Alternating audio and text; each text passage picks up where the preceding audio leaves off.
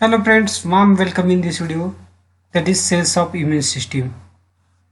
Friends, cells are structural and functional unit of life, and thus a successful immune response to any type of pathogen depends on the interactions among the diverse types of cells.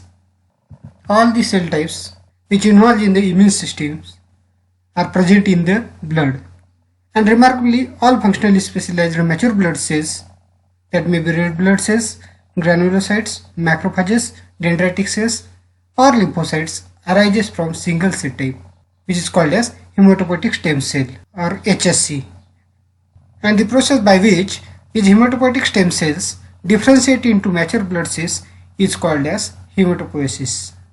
Two primary lymphoid organs are responsible for the development of stem cells into mature immune cells: the bone marrow, where hematopoietic stem cells reside and give rise to all cell types, and the other is thymus, where T cells complete their maturation. So in this video we will learn structure and functions of each of these cell types which are arises from the hematopoietic stem cells. Here we have used the term stem cells. So what are stem cells? Stem cells are defined by two capacities. First, the ability to regenerate or self-renew, and second, the ability to differentiate into all diverse cell types. Embryonic stem cells have the capacity to generate every specialized cell types in the organism. In other words, they are called as pluripotent. Adult stem cells, in contrast, have the capacity to give rise to the diverse cell types that specify particular tissue. Multiple adult organs harbor stem cells that are called as adult stem cells can give rise to mature tissue specific cells, and they are referred as multipotent cells. The hematopoietic stem cells is considered paradigmatic adult stem cells because it can differentiate into all the types of blood cells. So here we will consider some of the features of these hematopoietic stem cells. Hematopoietic stem cells are rare, which are fewer than one hematopoietic stem cells present per 5 into 10 raised to power 4 cells in the bone marrow, and their numbers are strictly controlled by a balance of cell division, death, and differentiation. Under conditions where the immune system is not being challenged by pathogen, which is called as steady state or homeostatic condition, under this condition most hematopoietic stem cells are quiescent. A small number divide, generating a daughter cells. Some daughter cells retain stem cells characteristics of mother cell, that is, they remain self-renewing and able to give rise to all blood cell types. Other daughter cells differentiate into progenitor cells that lose their self-renewal capacity and become progressively more committed to a particular blood cell lineage. As an organism ages, the number of hematopoietic stem cells decreases, demonstrating that there are limits to hematopoietic stem cells self-renewal potential. When there is an increased demand for hematopoiesis, for example during an infection or after chemotherapy, hematopoietic stem cells display an enormous proliferative capacity. Hematopoiesis is the process by which hematopoietic stem cells develop into mature blood cells, and hematopoietic stem cells that is induced to differentiate undergo hematopoiesis loses its self-renewal capacity and make one of the two broad lineage commitment choices. It can become a common myeloid erythroid progenitor cells, or in short which is called as CMP, which give rise to all red blood cells, that is the erythroid lineage cells, granulocytes, monocytes, and macrophages, which are belongs to the myeloid lineage. Or it can become a common lymphoid progenitor cells, in short CLP, which give rise to B lymphocyte, T lymphocytes, and natural killer cells. Myeloid cells and natural killer cells are members of the innate immune system and are the first cells to respond to infection or other insults. Lymphocytes are the members of the adaptive immune response and generate a refined antigen specific immune response that also give rise to immune memory. As these hematopoietic stem cells progress, along their choice of lineage, they lose the capacity to contribute to other cellular lineages. Interestingly, both myeloid and lymphoid lineage give rise to dendritic cells, antigen presenting cells with a diverse features and functions that play an important role in initiating adaptive immune response. So, how the regulation of lineage commitment during hematopoiesis takes place? Each step of hematopoietic stem cells takes toward a commitment to a particular cellular lineage is accompanied by genetic changes. Multiple genes that specify lineage commitment have been identified. Many of these are transcriptional regulators. For instance, the transcription factor GATA2 is required for the development of all hematopoietic lineages. In the absence, animals die during the embryogenesis. Another transcriptional regulator, BMI1, is required for the self-renewal capacity of hematopoietic stem cells, and its absence, animals die within 2 months of birth because of the failure to repopulate their red blood cells and white blood cells. ICROS and Notch are both families of transcriptional factors or regulators that have more specific effects on hematopoiesis. ICROS is required for lymphoid but not myeloid development. Animals survive in its absence but cannot mount a full immune response. That is, they are severely immunocompromised.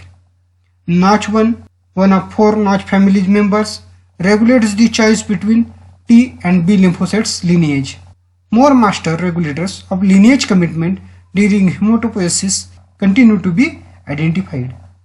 The rate of hematopoiesis as well as the production and release of specific cell lineage is also responsive to environmental changes experienced by an organism. For instance, infection can result in the release of cytokines that markedly enhance the development of myeloid cells, including neutrophils.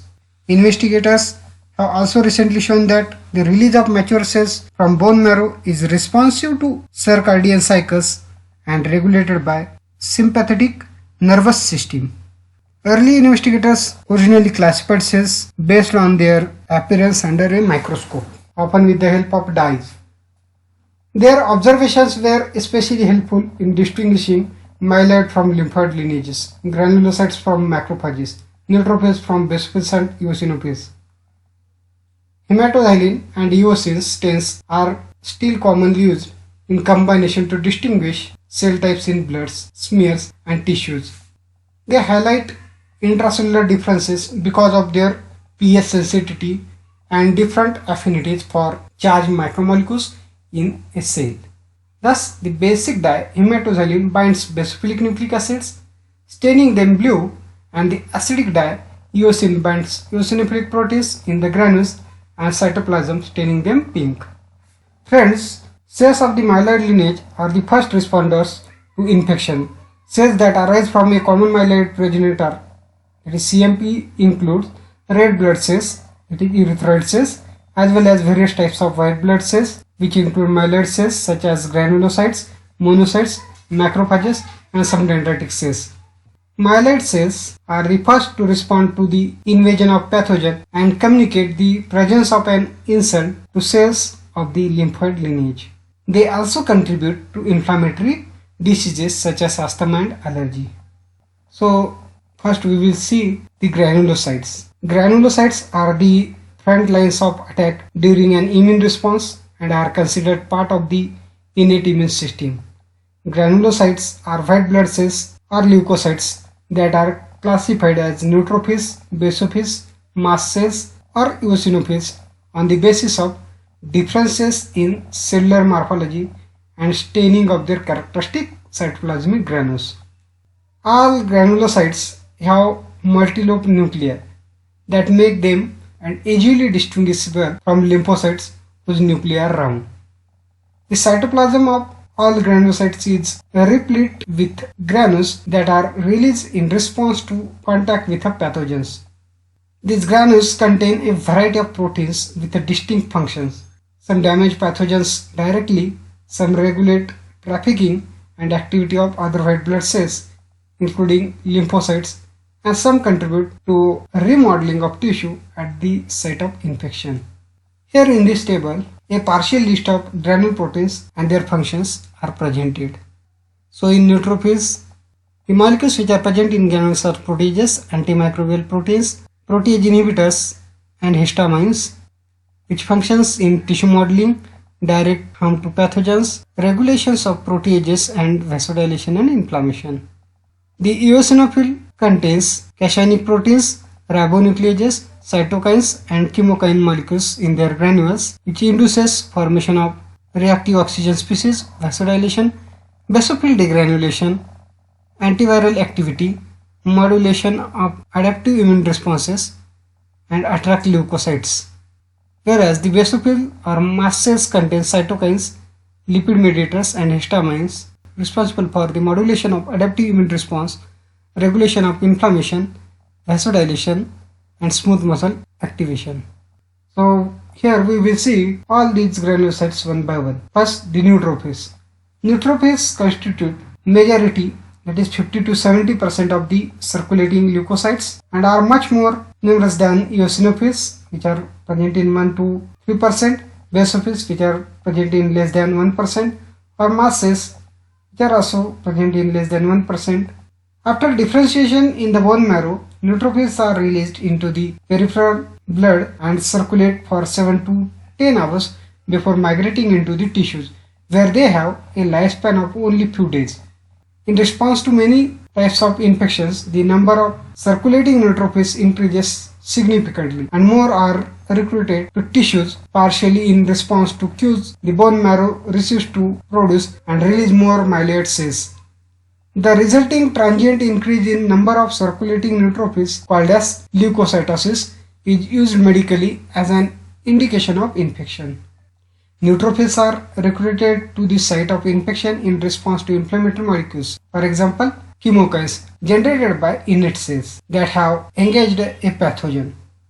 Once in a tissues, neutrophils phagocytosis or engulf bacteria very effectively and also secrete a range of proteins that have antimicrobial effects and tissue remodeling potential. The neutrophils are the dominant first responders to infection and the main cellular components of pus, where they accumulate at the end of their short lives.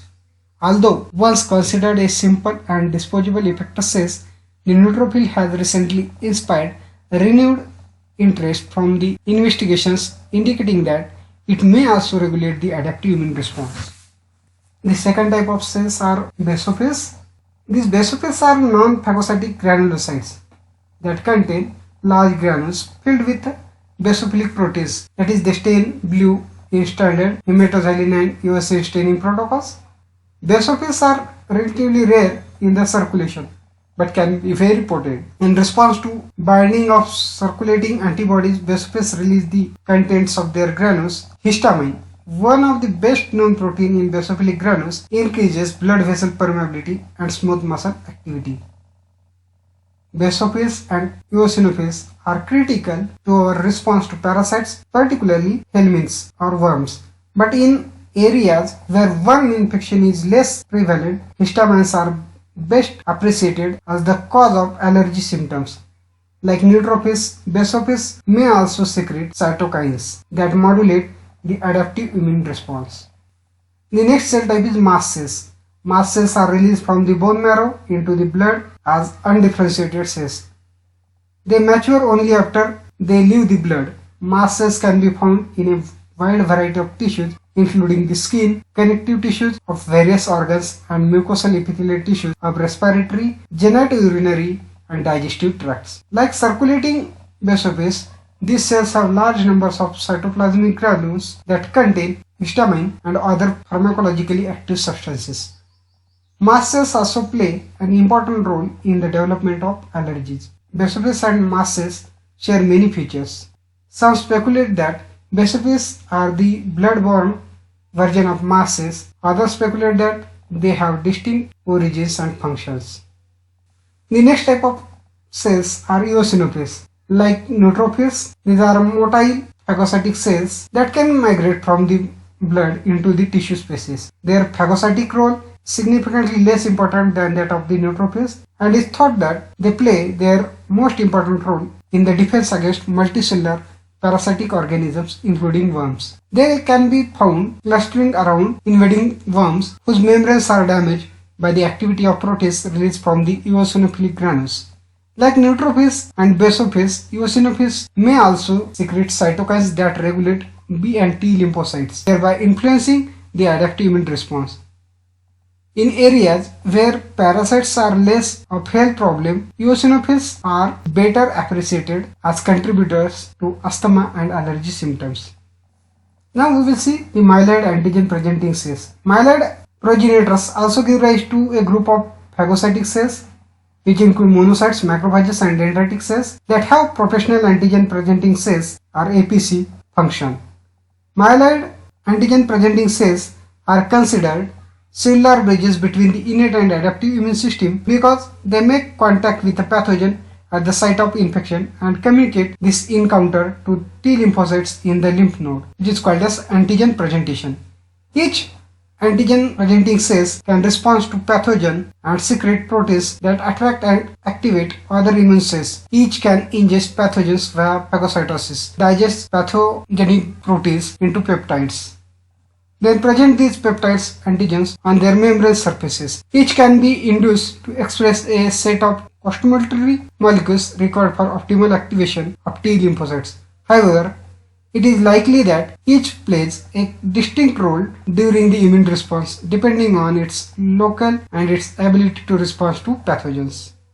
Dendritic cells in particular play a primary role in presenting antigen to and activating naive T cells. Macrophages and neutrophils are especially efficient in removing both pathogen and damaged host cells and can provide a first line of defense against pathogens. So the first type of these antigen presenting cells are monocytes, which make about 5 to 10% of white blood cells and are a heterogeneous group of cells that migrate into tissues and differentiate into diverse types of tissue resident phagocytic cells including macrophages and dendritic cells.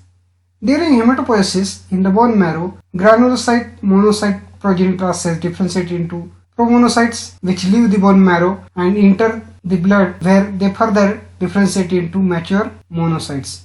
Two broad categories of monocytes have recently been identified.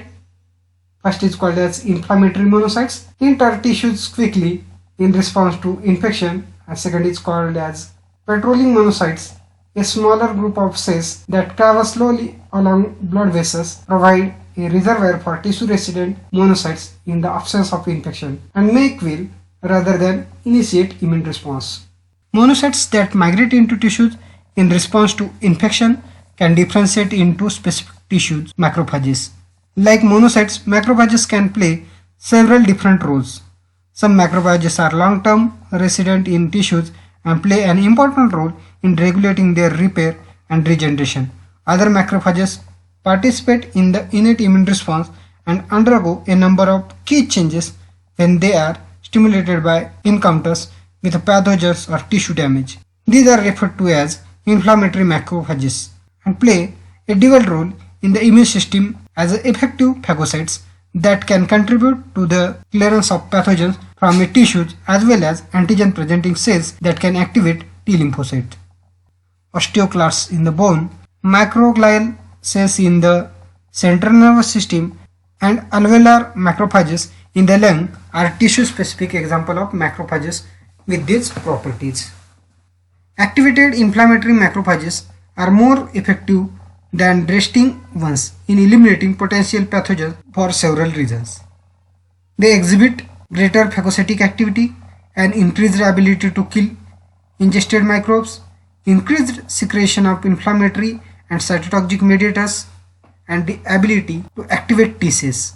Activated macrophages also functions more effectively as antigen presenting cells for helper T cells, PH cells, which in turn regulate and enhance macrophage activity. Thus, macrophages and T helper cells facilitates each other's activation during the immune response. Many macrophages also express receptors for certain classes of antibody. If an antigen, for example bacterium, is coated with an appropriate antibody The complex of antigen and antibody binds to antibody receptors on the macrophage membrane more readily than antigen alone, and phagocytosis is enhanced. In one study, for example, the rate of phagocytosis of an antigen was 4,000-fold higher in the presence of specific antibody to the antigen than its absence. Thus, an antibody is an example of opsonin, a molecule that binds an antigen, making it for recognition by immune cells. The modification of particulate antigens with opsonins, which come in a variety of forms, is called as opsonization, a term from the Greek word which literally means to supply food or to make tasty.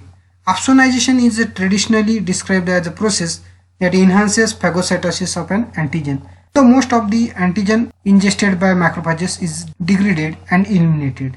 Although the macrophage is a very capable antigen presenting cells, the dendritic cell is considered the most efficient activator of the naive T cells. The discovery of the dendritic cells by Ralph Steinman in the mid-1970s resulted in awarding of the Nobel Prize in 2011. Dendritic cells are critical for the initiation of the immune response and acquired their name because they are covered with long membranous extensions that resembles the dendrites of the nerve cells and extend and reattract dynamically. Increasing the surface area available for browsing lymphocytes, they are more diverse, a population of cells that once was thought and seemed to arise from both the myeloid and lymphoid lineage of hematopoietic cells.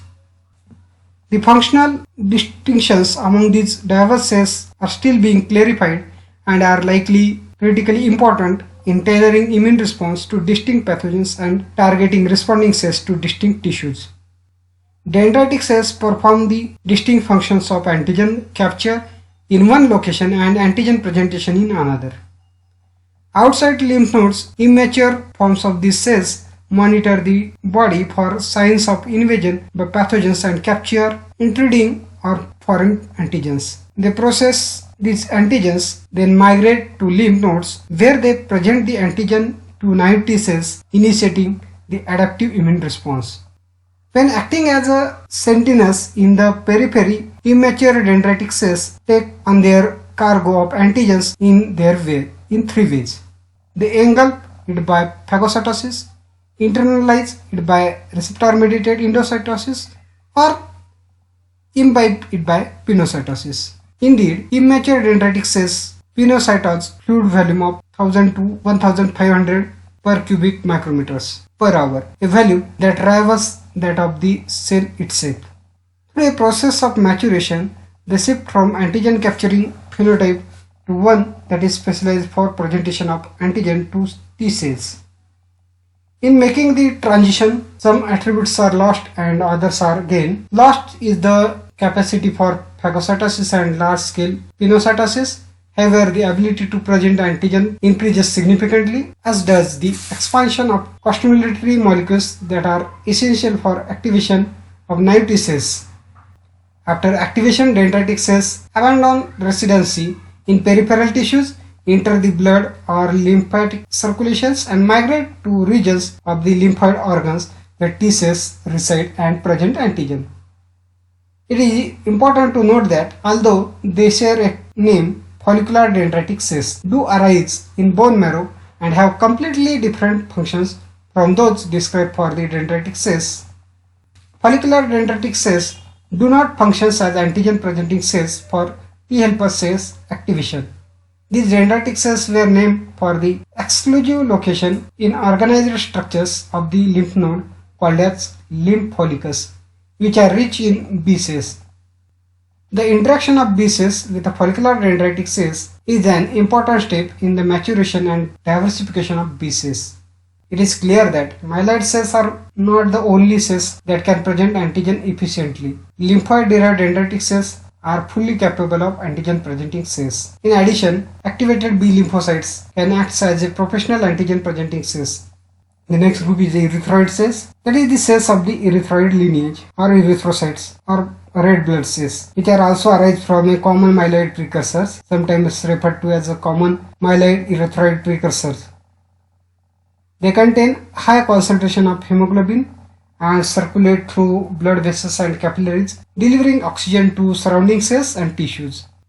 Damaged red blood cells can also release signals that induce innate immune activity. In mammals, erythrocytes are anuclear. Their nucleated precursors, which is called as erythroblasts, extrude their nuclei in the bone marrow. However, the erythrocytes of the almost all non-mammalian vertebrates, for example birds, fishes, amphibians, and reptiles, retain their nuclei. Erythrocytes' size and shape vary considerably across the animal kingdom. The largest red blood cells can be found among some amphibians and the smallest among some deer species. Megakaryocytes are large myeloid cells that reside in the bone marrow and give rise to thousands of platelets.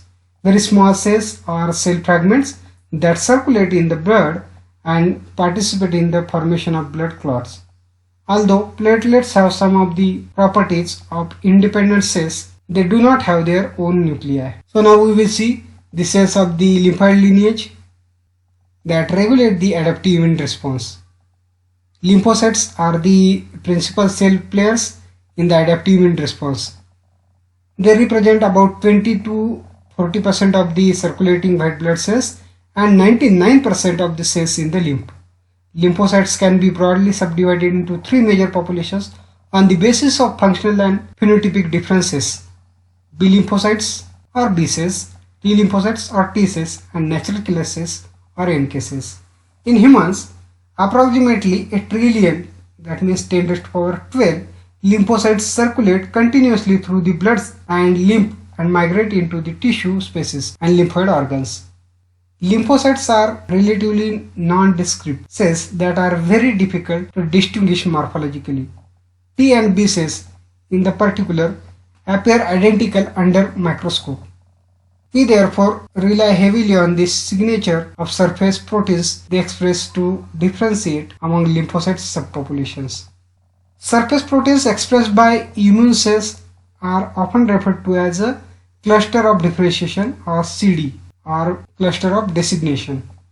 This nomenclature was established in 1982 by an international group of investigators who recognized that many of the new antibodies produced by laboratories all over the world were seeing the same proteins. They therefore defined clusters of antibodies that appeared to be seeing the same proteins and assigned a name, a cluster of differentiation or CD, to each group. Although originally designed to categorize the multiple antibodies, the cluster of differentiation nomenclature is now firmly associated with a specific surface proteins found on cells of many types. Note that the shift from use of a common name to the more standard CD name can take place slowly. For example, investigators often still refer to pan T-cell marker as Thi1 rather than CD90, and the stimulatory molecules as B71 and B72 rather than CD80 and CD86. In addition to their CD surface signatures, each B or T cells also express an antigen-specific receptors. The B cell receptors, which is called as BCR, or T cell receptor TCR respectively, on its surface. Although the population of B cell and T cell express a remarkably diversity of antigen receptors. All receptors on individual cell surface have identical structures and therefore have identical specificities for antigen. If a given lymphocytes divide to form two daughter cells, both daughter bear antigen receptors with antigen specificities identical to each other and to the parental cells from which they arise, and so will be descendants they produce. The resulting populations of lymphocytes, all arising from the same founding lymphocyte, is called as clone. At any given moment, a human or mouse will contain thousands, perhaps 100,000 distinct mature T and B cell clones, each distinguished by its own unique and identical cohort of antigen receptors. Mature B cells and T cells are ready to encounter antigen, but they are considered naive until they do so. Contact with the antigen induces naive lymphocytes to proliferate and differentiate into both effector cells and memory cells. Effector cells carry out specific functions to combat the pathogen, while the memory cells persist in the host and upon re-challenge with the same antigen mediate a response that is both quicker and greater in magnitude. The first encounter with antigen is termed as primary response, and the re-encounter is called as secondary response. So the B lymphocytes or B cells derived its later designations from its site of maturations in the bursa of fibrosis, which is present in the birds. The name turned out to be apt as a bone marrow is its major site of maturations in humans, mice, and many other mammals.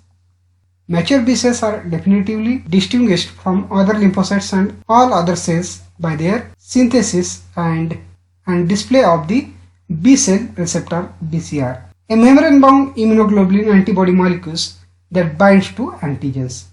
Each B cell expresses a surface antibody with a unique specificity, and each of the approximately 1.5 to 3 into 10 to the power 5 molecules of surface antibody has identical binding site for the antigen.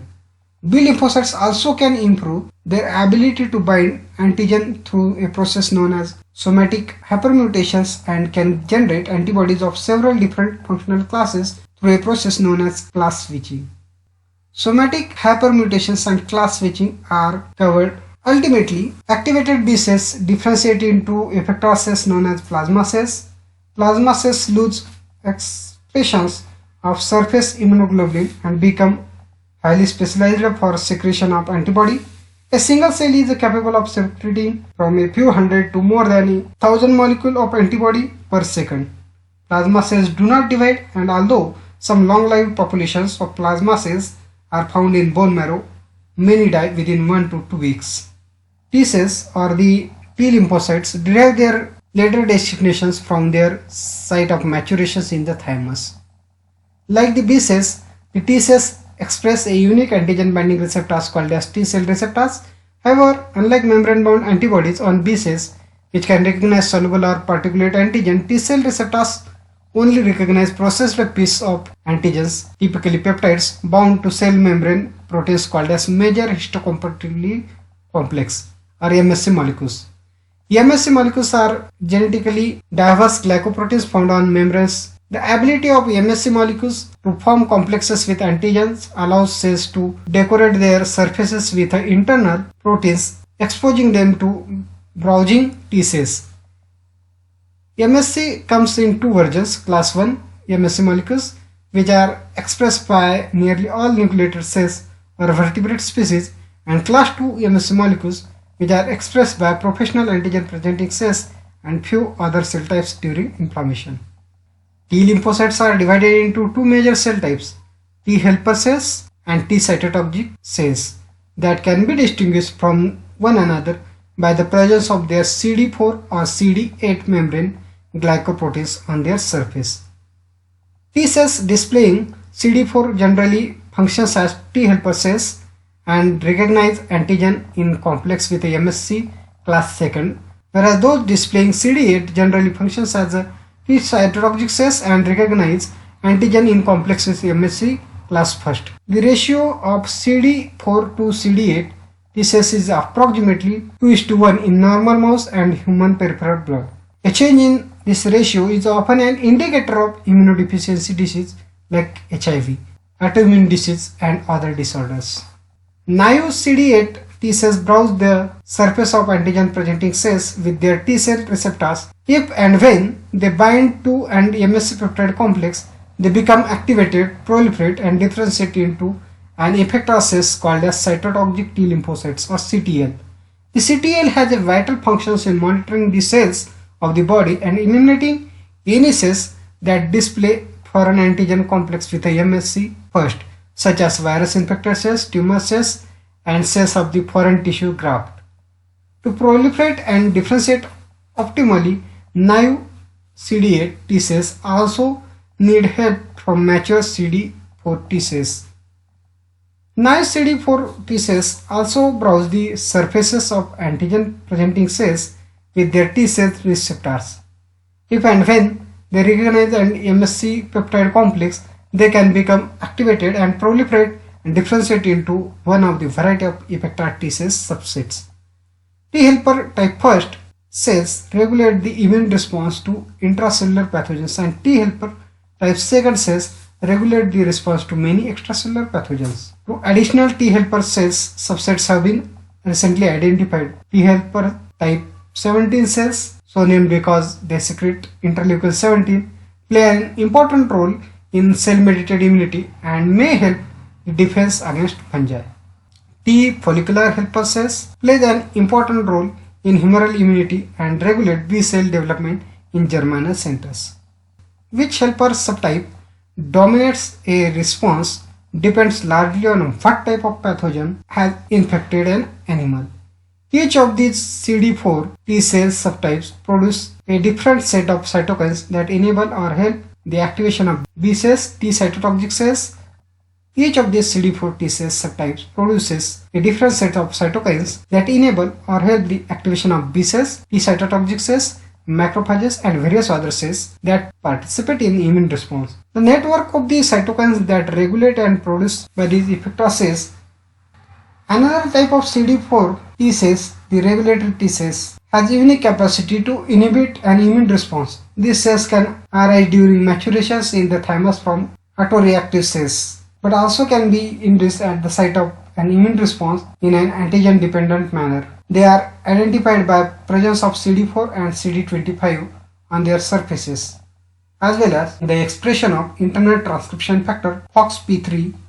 Regulatory T cells are critical in helping us to quell autoreactive responses that have not been avoided via other mechanisms. In fact, mice depleted of regulatory T cells are afflicted with a constellation of destructive self-reactive inflammatory reactions. However, regulatory T cells may also play a role in limiting our normal T cell response to pathogen. CD4 and CD8 T cell subpopulations may be even more diverse than currently described. Next set like is natural killer cells. Natural killer cells are lymphoid cells that are closely related to B and T cells. However, they do not express antigen-specific receptors and are considered part of the innate immune system. They are distinguished by the expression of a surface marker known as NK1.1 as well as the presence of cytotoxic granules. Once referred to as large granular lymphocytes because of their appearance under microscope, natural killer cells constitute 5 to 10% of lymphocytes in human peripheral blood. They are efficient cell killers and attack a variety of abnormal cells, including some tumor cells and some cells infected with a virus. They distinguish cells that should be killed from normal cells in a very clever way by recognizing the absence of MSC class first, which is expressed by almost all normal cells but is specifically down-regulated by some tumors and in response to some viral infections. Then how can these cells recognize in an absence? Natural killer cells express a variety of receptors for self MSC class first that when engaged inhibit their ability to kill other cells. When natural killer cells encounter cells that have lost their MSC class first, the receptors are no longer engaged and can no longer inhibit the potent cytotoxic tendencies of the natural killer cells, which then releases its cytolytic granules and kills the abnormal target cells. Natural killer cells also express receptors for immunoglobulins and can therefore decorate themselves with antibodies that bind pathogens or proteins from pathogens on surface of infected cells. This allows an natural killer cells to make connections with a variety of target cells. Once the antibodies bring the natural killer cells in contact with the target cells, the natural killer cells releases its granules and induces cell death. Another type of cell in the lymphoid lineage, NKT cells, have received a great deal of recent attentions and share features with both conventional T lymphocytes and natural killer cells. Like T cells, NKT cells have T cell receptors and some express CD4. But unlike most T cells, however, the TCRs of NKT cells are not very diverse and recognize specific lipids and glycolipids presented by a molecule related to MSC proteins known as CD1. Like their innate immune relatives, natural killer cells, NKT cells have antibody receptors as well as other receptors classically associated with the natural killer cells. Activated NKT cells can release cytologic granules that kill target cells, but they can also release large quantities of cytokines that can both enhance and suppress the immune response. They appear to be involved in human asthma, but also maybe inhibit the development of autoimmunity and cancer. So in this way, different types of cells are involved in the mediating a particular immune response. Thank you.